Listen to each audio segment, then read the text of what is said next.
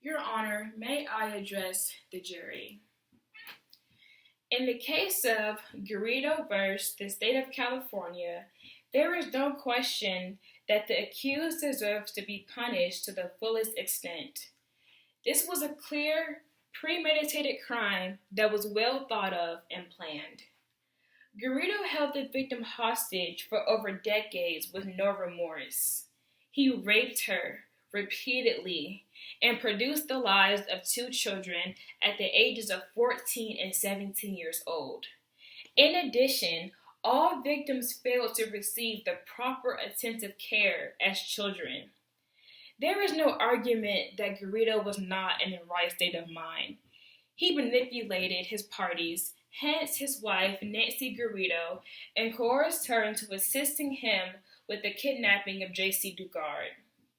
Throughout the victim's time of being held in captivity, it is stated that the other party, Nancy Garrido, even attempted to show the victim mercy and pity, which is more than we can say that Garrido ever felt for his victim.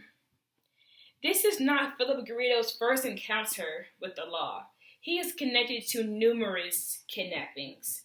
It is safe to say that this person should not be allowed to roam the streets. He has put the lives of many in danger and shows no remorse for the pain that he has inflicted and that the victim's family had to endure. There were no birthdays shared, Christmases, New Year's. Holidays would never be the same because it was taken away from them without a second thought.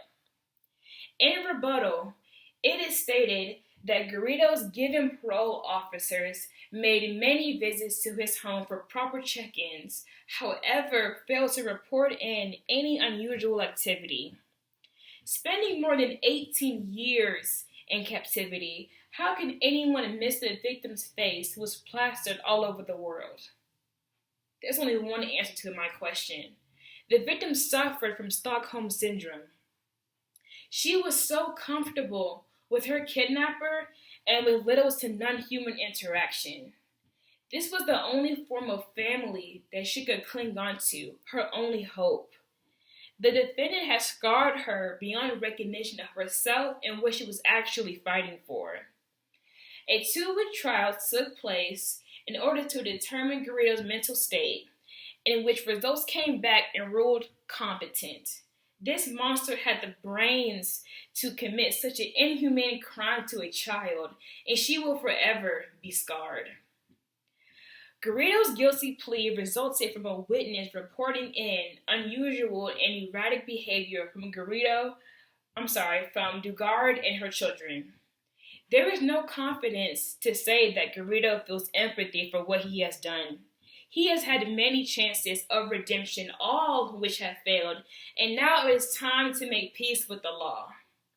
Send this family home with the only peace of mind they have left, knowing that the perpetrator is behind bars. Let Dugard find comfort in knowing justice has been served and she will no longer suffer in distress.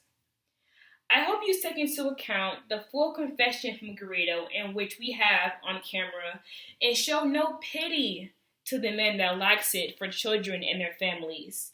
Take into consideration the amount of years that was stolen from J.C. Dugard and use your powers to the fullest extent of the law.